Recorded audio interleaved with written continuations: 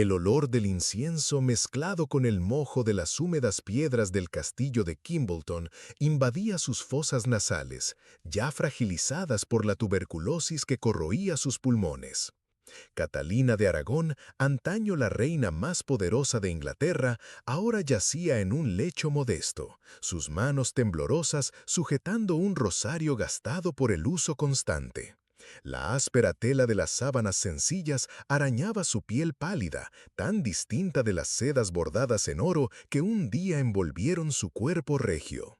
Cada respiración era una batalla contra el dolor que se extendía por su pecho, mientras el viento helado de enero de 1536 silbaba a través de las rendijas mal selladas de las ventanas, trayendo consigo el aroma húmedo de la tierra inglesa que tanto amó y que ahora parecía rechazarla.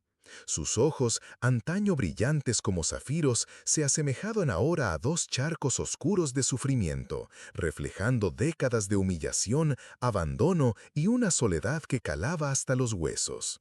El sonido lejano de las campanas de la capilla resonaba como un lamento fúnebre, mientras ella murmuraba oraciones en español, su lengua materna, que se había convertido en su única compañía en esta tierra extranjera que la despreciaba.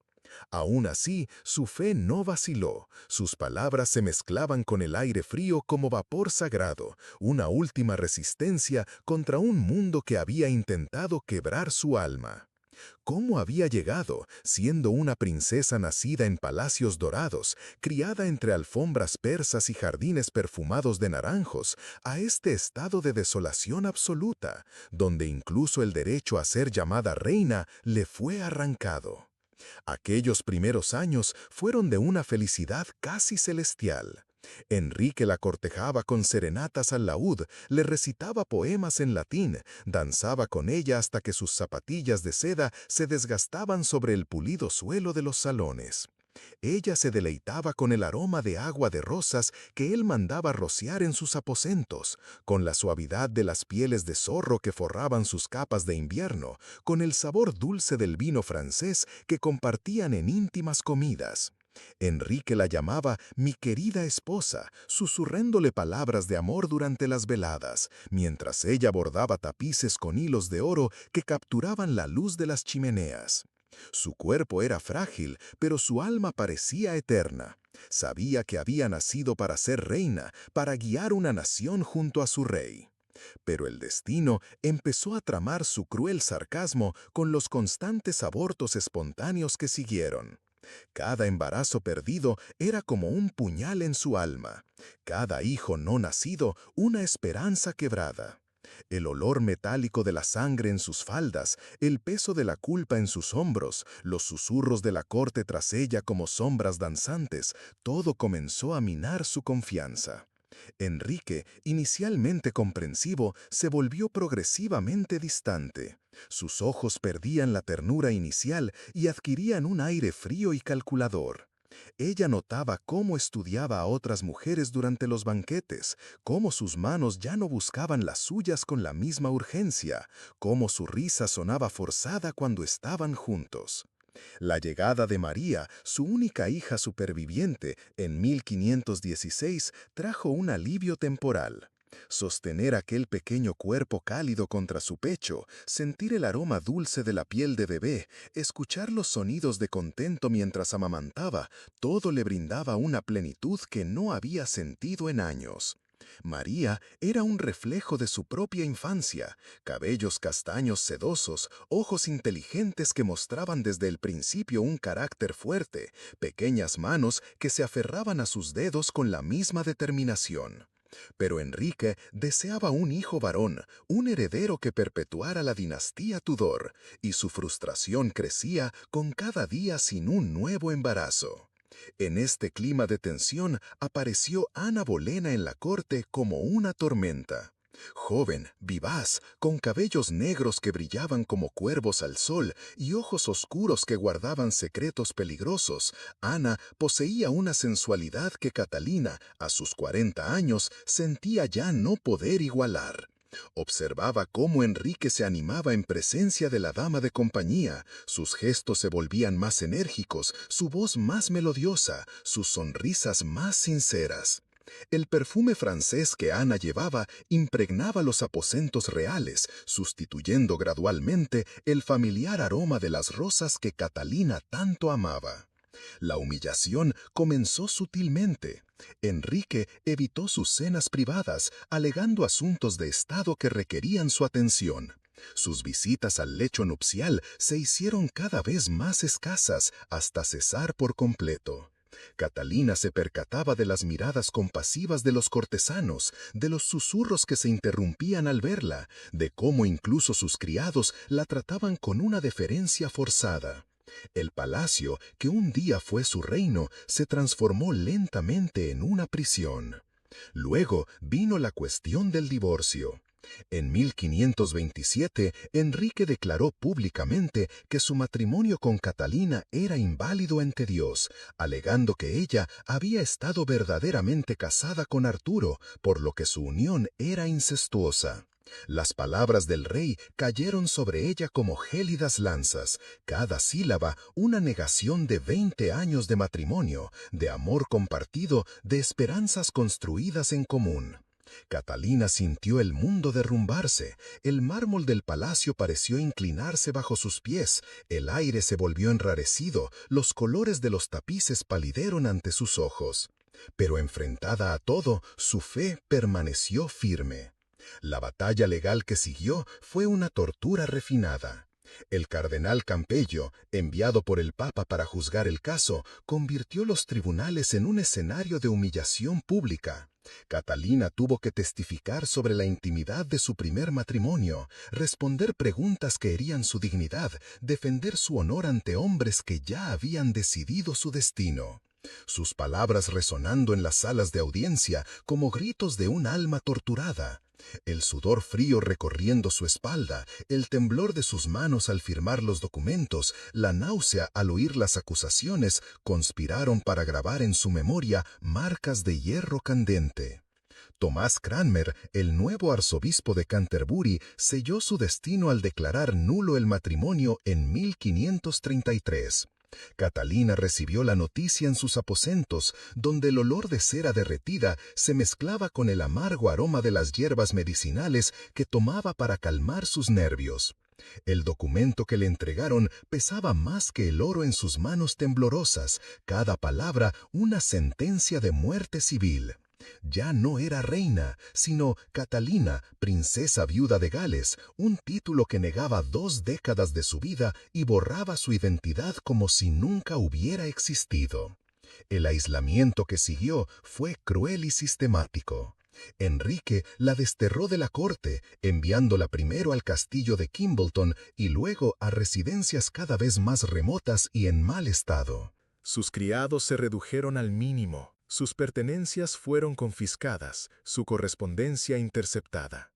La joven que un día danzó en los salones dorados de Westminster, ahora caminaba sola por corredores húmedos de castillos en ruina, donde el eco de sus pasos resonaba como lamentos fantasmas. Sus ropas bordadas con hilos de oro fueron reemplazadas por telas simples y toscas que irritaban su piel sensible. La comida era insípida y fría, nada parecido a los banquetes que antaño degustó al lado del rey. Si esto te conmueve de alguna manera, suscríbete ahora. Hay muchas más historias por venir, relatos que revelan cómo el poder puede ser cruel y cómo la fe puede convertirse en nuestra única compañía en los momentos más oscuros. Catalina sabía que su lucha no era solo personal, sino símbolo de la resistencia de quienes se ven abandonados por la justicia humana. María, su amada hija, fue otra víctima de la venganza de Enrique. Separada de su madre por decreto real, la joven princesa se vio obligada a aceptar su ilegitimidad y a servir como dama de compañía de Isabel, la hija bastarda de Ana Bolena. Catalina recibía noticias dispersas sobre María mediante cartas clandestinas, descripciones que le rompían el corazón.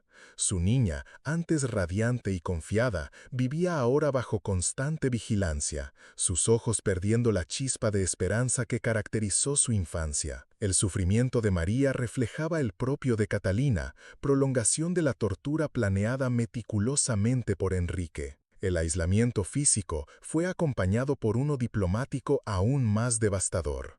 Carlos I, su sobrino y emperador del Sacro Imperio Romano Germánico, prometió inicialmente apoyarla, pero las presiones políticas y los intereses económicos enfriaron su entusiasmo. Las cartas que enviaba a España, escritas con tinta diluida en lágrimas, quedaban sin respuesta durante meses. El Papa Clemente VII, aunque públicamente sostenía la validez del matrimonio, evitó tomar medidas concretas que rompieran definitivamente con Inglaterra. Catalina comprendió que estaba verdaderamente sola, abandonada por los hombres y aparentemente por Dios mismo. Los años se arrastraron como siglos. Catalina adoptó una rutina monástica en el exilio. Despertaba antes del amanecer para rezar, dedicaba horas al bordado y a la lectura de textos sagrados, mantenía correspondencia con los pocos aliados que aún la apoyaban. Sus dedos, antaño suaves como pétalos de rosa, se volvieron endurecidos por el trabajo constante. Su espalda se encorvó bajo el peso de la soledad, y sus cabellos dorados como el trigo maduro se tornaron prematuramente grises. Pero aquello que el mundo intentó borrar se volvió eterno. Su fe seguía inquebrantable, su dignidad intacta, su negativa a aceptar el divorcio una constante que irritaba a Enrique y alimentaba su fuerza interior. Las estaciones pasaban como fantasmas. Catalina veía por sus ventanas las hojas otoñales caer como lágrimas doradas, la nieve invernal cubrir los jardines como un sudario blanco, las flores primaverales abrirse en una promesa de renovación que nunca llegaba para ella. El olor de la tierra mojada tras la lluvia se mezclaba con el aroma a moho de las paredes, creando una atmósfera suspendida en un presente eterno de sufrimiento. Sus únicos compañeros eran los libros de devoción, cuyas páginas amarillentas acariciaba como si fueran rostros queridos, y el rosario que nunca soltaba, sus cuentas pulidas por el uso interrumpido. Tomás Cromwell, el nuevo canciller de Enrique, intensificó la presión mediante métodos refinados de crueldad psicológica. Los pocos criados restantes fueron reemplazados por espías que informaban cada palabra, cada gesto, cada suspiro. Su correspondencia no solo fue interceptada, sino falsificada, creando una red de desinformación que la aislaba aún más del mundo exterior. Los recursos económicos asignados se redujeron progresivamente, obligándola a vivir en condiciones cada vez más precarias. El escaso calentamiento la hacía pasar los inviernos temblando bajo raídos cobertores, mientras la escasa comida minaba lentamente su salud. Pero fue en el plano espiritual donde se libró la verdadera batalla.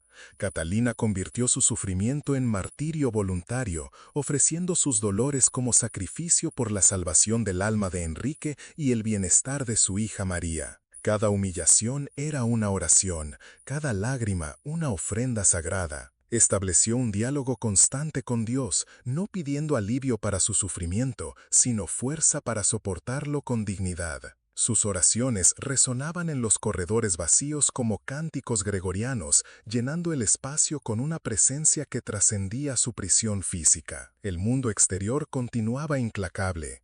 Ana Bolena, artífice de su desgracia, fue a su vez destruida por Enrique, ejecutada bajo acusaciones de traición y adulterio. Catalina supo la noticia a través de uno de sus pocos confidentes y reaccionó con perdón cristiano. Rezó por el alma de Ana, perdonándola por los males causados. La ironía del destino no escapó a su mirada. La mujer que destruyó su vida compartía en la muerte el abandono que ella sufrió en vida. Jane Seymour, la tercera esposa de Enrique, murió en el parto tras darle finalmente el hijo varón que él tanto deseaba. Catalina lloró por la joven muerta, recordando a sus propios hijos perdidos y esperanzas frustradas. En 1535, la ejecución de Tomás Moro y Juan Fisher, dos de los pocos defensores públicos de su matrimonio, supuso un golpe devastador. Moro, amigo cercano de la familia real, hombre culto y refinado que visitó frecuentemente la corte en tiempos felices, Fisher, obispo de Rochester, voz elocuente en su defensa durante los tribunales eclesiásticos. Saber que estos hombres honrados murieron por defender principios que ella encarnaba, agregó una carga de culpa a su dolor.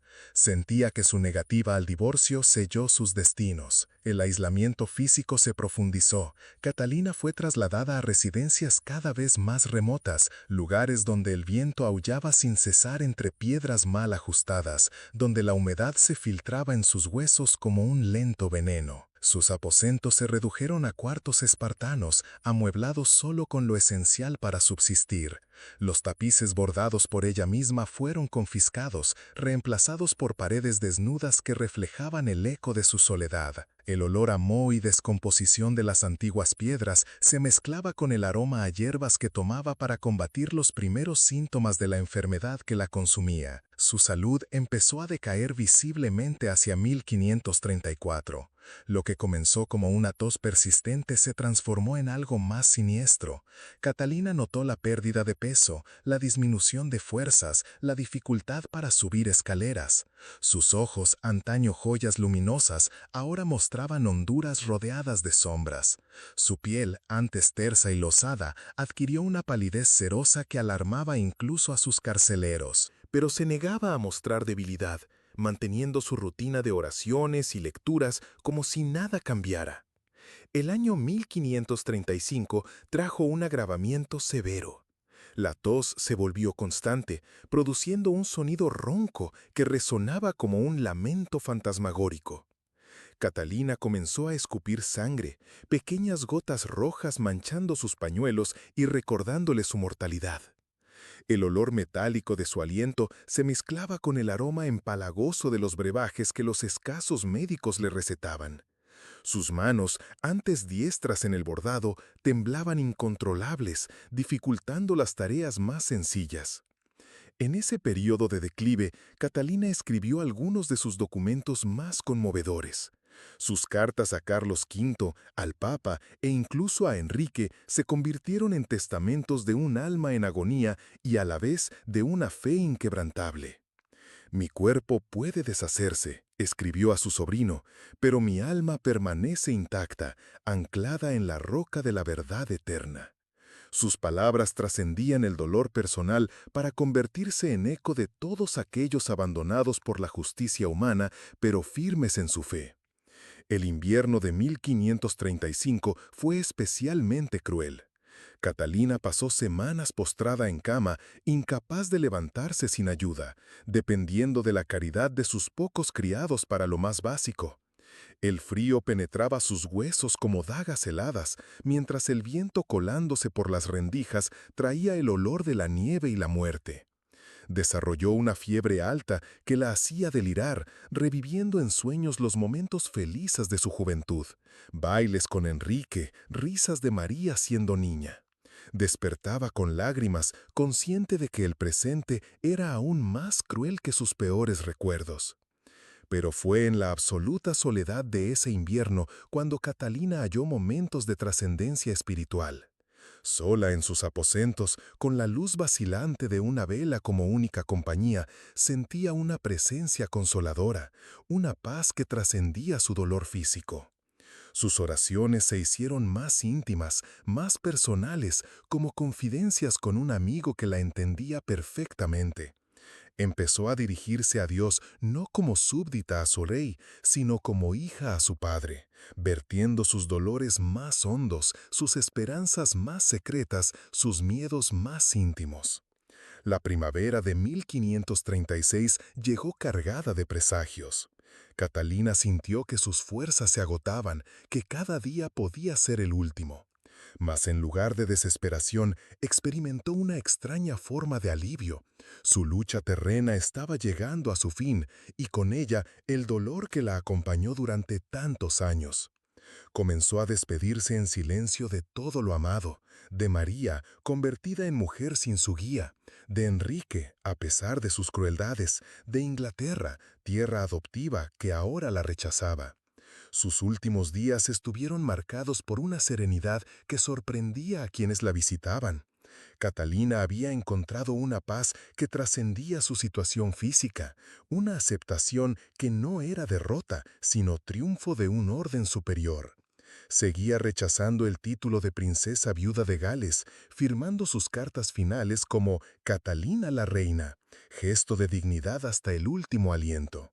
Lo que el mundo intentó borrar se volvió eterno. Su identidad permanecía intacta, su honor preservado, su fe inquebrantable.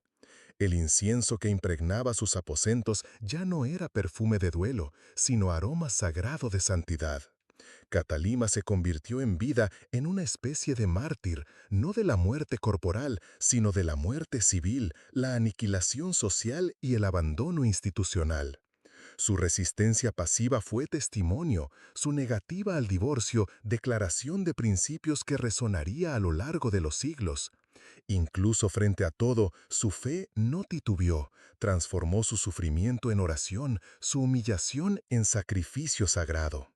Así, en aquella fría mañana de enero de 1536, Catalina de Aragón afrontó su último momento no como mujer derrotada, sino como reina que descubrió un reino que ningún hombre podía arrebatarle. Su cuerpo era frágil, pero su alma ya era eterna, suspendida entre la tierra que la rechazó y el cielo que la aguardaba. El rosario en sus manos no era mero objeto de devoción, sino símbolo de victoria sobre aquellos que intentaron quebrar su espíritu. Sus últimas palabras, murmuradas en español para sonar como plegaria familiar, fueron perdón final a cuantos la hirieron y entrega plena a aquel que nunca la abandonó. La crueldad del destino se reveló perfecta. Enrique VIII, que destruyó la vida de Catalina buscando un heredero varón, vería su dinastía extinguirse con la muerte prematura de Eduardo VI. Fue María, la hija declarada bastarda, quien ascendió al trono y restauró el catolicismo en Inglaterra. Y fue Isabel, hija de Ana Bolena, quien gobernó con la dignidad y fuerza heredadas indirectamente del ejemplo de resistencia de Catalina. La mujer que murió abandonada y humillada se convirtió póstumamente en arquetipo de reina indómita, esposa que no acepta ser descartada, creyente fiel cuando Dios parecía silencioso. Hoy, 500 años después, al visitar las ruinas de los castillos donde vivió sus últimos años, aún podemos sentir su presencia. El viento que atraviesa las antiguas piedras parece llevar sus suspiros. Las flores que brotan en jardines abandonados nacen del suelo regado por sus lágrimas. Catalina descubrió una verdad que sus contemporáneos no comprendieron, que la verdadera realeza no reside en coronas de oro ni túnicas bordadas, sino en la capacidad de mantener la dignidad cuando todo conspira contra uno. Su corona real fue invisible, hecha de fe, esperanza y un amor que trasciende la comprensión humana. Lo que el mundo quiso borrar se volvió eterno. Catalina de Aragón, la reina traicionada en el altar de la ambición humana, transformó su tragedia personal en testamento universal de la fuerza del espíritu anclado en verdades eternas.